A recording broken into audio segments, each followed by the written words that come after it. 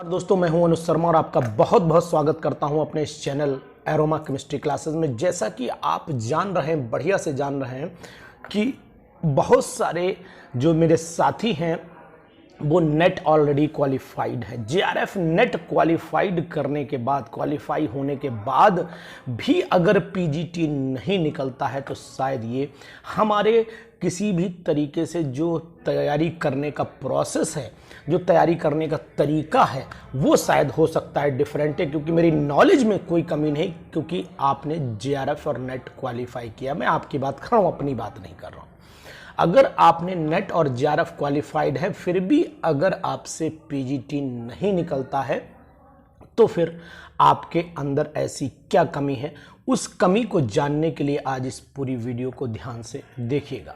आपको एक एक बात बताऊंगा कि आपको किस तरीके से प्रोसेस करना है, किस तरीके से तैयारी करनी है और क्या क्या चीज़ें आपके अंदर छूट रही हैं और क्या क्या चीज़ें आपको इंक्लूड कर देनी है, तो आपका नेट जेआरएफ आसानी से निकल जाएगा।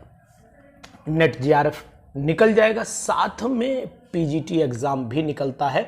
इसके लिए सबसे बड़ी चीज आपको क्या करनी है, देखिए नेट जेआरएफ के लिए आप जब ऑलरेडी तैयार हैं, प्रिपेयर्ड हैं, तो फिर पीजीटी में कौन से टॉपिक्स पे ध्यान दे लेना चाहिए। देखिए, सबसे पहले मैं आपको एक जो इम्पोर्टेंट बात है वो आपको बताना चाहूँगा कि नेट जेआरएफ की तैयारी करने वाले साथियों का जो क्वेश्चन का लेवल होता है, क्वेश्चन का सॉल्व करने का जो पैटर्न होता है, वो पीजीटी लेवल से कई गुना ज़्यादा बड़ा होता है। यानी कि आपने एक इंडिया लेवल के एग्जामिनेशन को क्वालिफाई किया, सब्जेक्ट लेवल का सबसे टफ एग्जाम आपने क्वालिफाई किया, उसके बाद पीजीटी नहीं निकल रहा है, तो मतलब है कि आपने जो नीचे का लेवल है, जो छोटा डाउन लेवल है, वो आपसे दूर हटता चला गया है। आपने उन क्वेश्चंस की प्रैक्टिस नहीं की, आपने कॉम्प्लिकेटेड क्वेश्चन को जब जितना ज़्यादा सॉल्व किया, वो कॉम्प्लिकेटेड क्वेश्चंस आपके माइंड में सेट होते चले गए और आपने नीचे के लेवल के क्वेश्चंस को करना छोड़ दिया। जैसे कि बहुत सारे साथी ऐसे हैं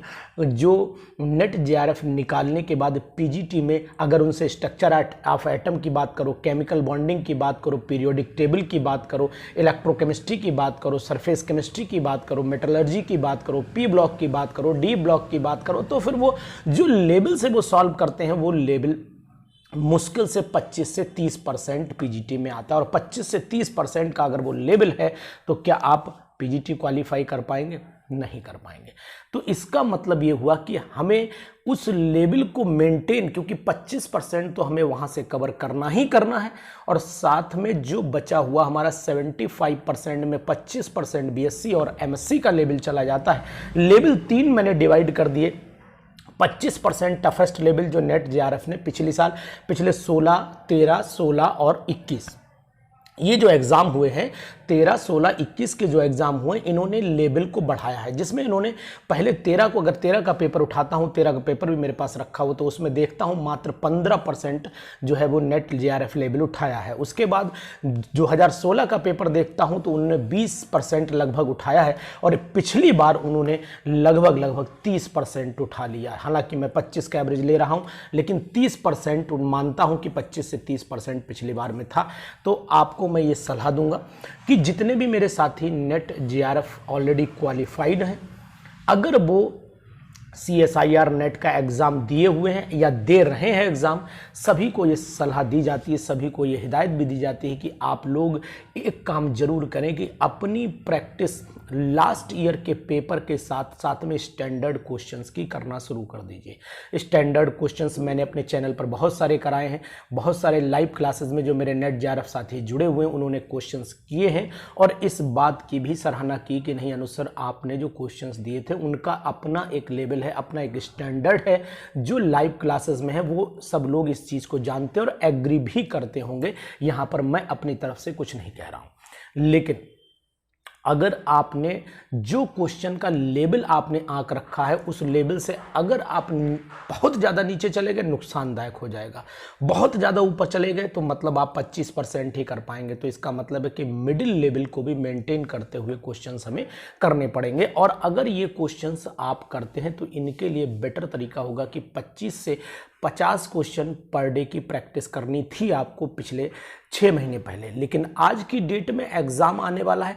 एग्ज़ाम कब होगा, कैसे होगा, कब संभावना क्या है, इस एग्ज़ाम होने की संभावना भी मैं अगली वीडियो में बात करूंगा। लेकिन आज इस वीडियो में आपको पूरा बता रहा हूं कि किस तरीके से नेट जेआरएफ वाले साथी हमारे क्वालिफाई करना चाहते हैं। तो नेट जेआरएफ वाले साथी को फिर एक दूसरी राय ये देना चाहूँगा कि जितने भी छोटे छोटे फार्मूला हैं जो इनके दिमाग से स्लिप कर गए हैं, जो प्रैक्टिस से हट गए हैं, उन फार्मूले को एक छोटी सी बुकलेट बना करके बुकलेट में लाइन से चैप्टर वाइज उन फार्मूले को लिखिए और प्रैक्टिस सेट कोई भी खरीद लीजिए। अगर आप हमारे साथ नहीं जुड़ना चाहते और अगर हमारे साथ जुड़ना चाहते हैं तो मेरा नंबर आपको फ्लक्चुएट करता हुआ नीचे मिल जाएगा और इस फ्लक्चुएट करते हुए नंबर पे आप कांटेक्ट कर सकते हैं। अभी मौका है क्योंकि जेआरएफ का पेपर आज हुआ है, नेट जेआरएफ का पेपर आज हुआ है और इसके बाद अब आपके पास पूरा मौका है, भरपूर चांस है कि पूरा दांव लगा दीजिए पीजीटी लेवल पर। कारण है कि आपको एक स्टेबिलिटी भी चाहिए और इस स्टेबिलिटी के लिए आपको ये एग्ज़ाम बहुत ही अच्छे मौके पर है क्योंकि आपने अभी अभी नेट की तैयारी की है, अभी अभी जेआरएफ दे के आए हैं, आप अभी अभी सीएसआईआर एग्ज़ाम अटेम्प्ट करके आए हैं। तो इसका मतलब वो लेवल तो आपका क्लियर है, ये मैं जान रहा हूँ। उस लेवल में अगर आपने 25% में, अगर भाई जिस लेवल पे आप तैयारी कर रहे हैं तो 25 का 20-22% पेपर कवर करके ले जाएंगे। लास्ट ईयर भी वो लोग कवर करके ले गए थे, लेकिन जो लो लेवल के क्वेश्चंस आ गए थे उन लो लेवल के क्वेश्चंस में वो गलती कर गए थे, वो गलती उनसे नहीं हो। इसलिए आपको भी सलाह देता हूं कि अगर आप मुझसे जुड़ना चाहते हैं, अपनी प्रैक्टिस को बढ़ाना चाहते हैं, अपनी प्रैक्टिस को मजबूत करना चाहते हैं, पूरे प्रैक्टिस 100, 150, 200 क्वेश्चंस के सेट अगर आपको चाहिए हैं तो फिर आप हमसे कांटेक्ट कर सकते हैं। लेकिन ये सेट की कंडीशंस वही है कि मेरे आपको लाइव क्लासेस में आना पड़ेगा। मैं सेल आउट नहीं कर रहा हूं, ये मैंने आपको बता दिया। तरीका अलग है, अगर लाइव क्लास में आइए, भले आप रिकॉर्डिंग देखिए, लेकिन रिकॉर्डिंग भी आपको देखने के साथ साथ आपको पीडीएफ भी अवेलेबल हो जाएंगे। लेकिन अगर आप सोचे केवल आपको पीडीएफ अवेलेबल हो जाए तो ये पॉसिबिलिटी कहीं से कहीं तक नहीं है। तो एक तो बात मैंने ये अपने तरीके से बता दी, अपने फायदे की आपको बता दी, सीधी सी बात बोल रहा हूँ। दूसरा, आपका फायदा क्या है? आपका फायदा ये कि 25-30% तैयार कर चुके हो, 50-60% मैं तैयार कर दूंगा। कितना हो गया भाई? 85-90% हो गया ना। 85-90% अगर आपने ये क्वेश्चन सॉल्व कर लिए तो 125 में जिस समय 100 की गिनती पार कर जाते हो उस समय 100% आपका पीजीटी लेवल क्वालिफाई हो जाता है। इसमें कोई देवराय नहीं है। 100 से लेकर के 105-4 यानी कि पिछले साल तो 90 के आसपास भी अगर आपके क्वेश्चन सही हुए होंगे तो सिलेक्शन आपका हुआ होगा। और इसलिए मैं आपको सलाह दूंगा कि आप जितने भी लेवल के क्वेश्चंस, डाउन लेवल के क्वेश्चंस हैं, उनको भी सॉल्व कर लीजिए। जो नेट जेआरएफ वाले साथी हैं उनको सलाह दे रहा हूं। और एक बहुत ही इंपॉर्टेंट राय आपको ये भी देता हूं कि आप जितने टॉपिक आपके टच में नहीं, क्योंकि नेट जेआरएफ वाले की ऑर्गेनिक केमिस्ट्री पे पकड़ बहुत कस के होती है। वो ऑर्गेनिक केमिस्ट्री के चाहे कितना भी टफ क्वेश्चन दे दो सॉल्व करके ले जाते हैं, क्योंकि मुझसे जुड़े हुए मैं जानता हूं उनके बारे में। माइंड के बहुत शार्प होते हैं क्योंकि उनको क्वेश्चन करने की प्रैक्टिस वही होती है। लेकिन अगर इनऑर्गेनिक केमिस्ट्री और फिजिकल में अगर घुसने के लिए कहिए तो फिर वहां पर दिक्कत आना शुरू हो जाती है, क्योंकि वहां पर जो लेवल चलता है वो लेवल एक ग्रेजुएशन और पोस्ट ग्रेजुएशन को टच करता हुआ रहता है। और उसकी क्वेश्चन सॉल्विंग जो स्ट्रेटजी होती है वो question solving strategy is different as compare to the CSIR NET level. यानी कि आप आंसर वही निकालेंगे लेकिन तरीके अगर आप शॉर्टकट सीख जाते हैं। मैंने आपको स्पेक्ट्रोकेमिकल सीरीज आपने बहुत जगह देखा होगा, याद करने में दिक्कत हो रही थी, मैंने उसको शॉर्ट ट्रिक में कन्वर्ट किया। मैंने आपको root mean square velocity, most probable velocity, ये सब याद करने के नए नए तरीके ईजाद करके आप तक पहुंचाए। ये सब आप जो मेरे तरीके हैं ये मेरे अपने हैं, किसी से चुराए हुए तरीके नहीं हैं। तो अगर इन तरीकों से आप अपनी तैयारी करना चाहते हैं और इन तैयारी से जुड़ना चाहते हैं तो फिर आपको इसी तरीके से अपने अंदर भी डेवलपमेंट करना पड़ेगा। और इस डेवलपमेंट के लिए आपको एक काम जरूर करना है कि क्वेश्चन प्रैक्टिस आपको पर डे बढ़ा देनी है। और वो क्वेश्चन प्रैक्टिस आप नेट का पेपर ऐसे करके रख दीजिएगा और उठा लीजिएगा पीजीटी के डिफरेंट 3 ईयर्स के, लास्ट 3 ईयर्स के पेपर उठा लीजिए। 21 उठाइए, 16 उठाइए, 13 उठाइए, बस यहां तक के पेपर उठा लीजिए तो आपको ये पता लग जाएगा कि हमें किस लेवल से तैयारी करनी चाहिए। अगर आप जीआईसी का पेपर उठा करके देखिए तो जीआईसी का डिट्टो एक एक क्वेश्चन आपको वही मिलेगा जो प्रैक्टिस सेट में मैंने वीडियोस में करा रखा है। तो फिर आप वो लेवल भी अपना ढूंढ सकते हैं, कोई दिक्कत नहीं है। तो इसलिए अगर जीआईसी लेक्चरर बेस पे तैयारी करनी है, अगर पीजीटी लेवल की तैयारी करनी है, तो फिर आपको अपने स्ट्रेटजी को चेंज करना पड़ेगा। और ये स्ट्रेटजी आपके लिए बहुत फ़ायदेमंद होगी जो मैंने अभी आपको बताई। क्या बताई? नंबर 1, एक तो आप चैप्टर वाइज अपने फार्मूले लिखिए, उनके किस लेवल की तैयारी करनी एक कॉपी पर नोट करिए, कौन सा लेवल आपसे छूट रहा है उस लेवल को आप नोटिस करिए, क्योंकि आपको पता है कि हम उस लेवल पे नहीं हैं, हम ऊपर जा चुके हैं। जो इंसान आसमान पे जा चुका है वो नीचे चलने को तैयार नहीं होता है, तो इसलिए उसको आप सबसे पहले नीचे उतरना पड़ेगा।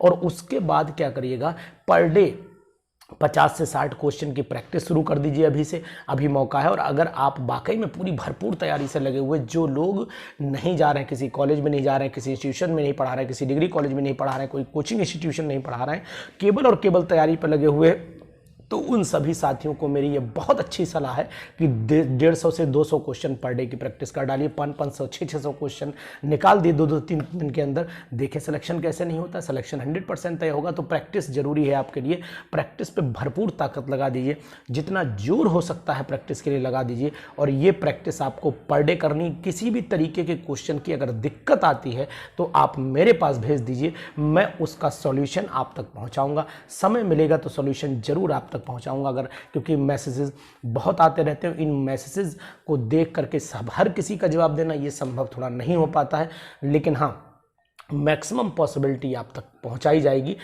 मैक्सिमम लोगों का जवाब भी देता हूं मैं जहां तक हो पाता है। फिर भी अगर कहीं से कहीं तक कोई फॉल्ट रहता है कि भाई सर आपने मेरा जवाब नहीं दिया, तो उसके लिए क्षमा प्रार्थी हूँ, क्योंकि इतने ज़्यादा मैसेज देखना संभव नहीं हो पाता है। 500 600 मैसेज देखना संभव नहीं हो पाता है। तो इसीलिए आपको मैं ये जो मैंने अभी तक तरीके बताए, इनको तरीकों को उतार कर देखिए। अभी अभी तैयारी करके आए हो, अभी अभी पेपर दे करके आए हो, पूरे बिल्कुल फ्रेशली प्रिपेयर्ड हो। अब आपको केवल रिएक्शन कराने की देर है। तो फ्रेशली प्रिपेयर्ड सॉल्यूशन रिएक्शन बहुत फास्ट करता है, आप भी जानते हैं। तो नेट जो लोग पेपर दे के आए, जीआरएफ का जो पेपर दे के आए, उनको मैं बहुत सिंपल वे में बता दे रहा हूं कि मौका आपके पास में, चूकना मत इस बार अगर आपने क्रैक पीजीटी नहीं कर पाया तो फिर आपको पीजीटी लेवल फिर दोबारा नहीं मिल पाएगा, क्योंकि अभी बहुत जल्दी वैकेंसी आई। लगातार 3 साल से वैकेंसीज बहुत जल्दी जल्दी आ रही हैं।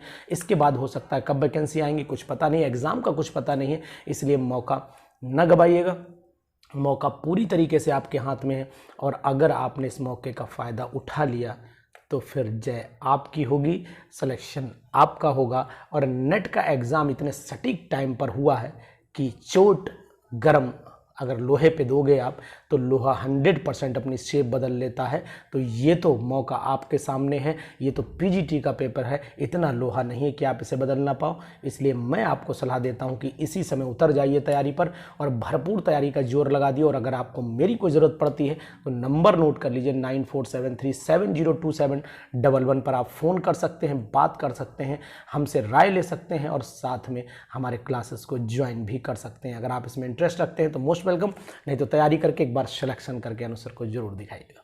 Thank you.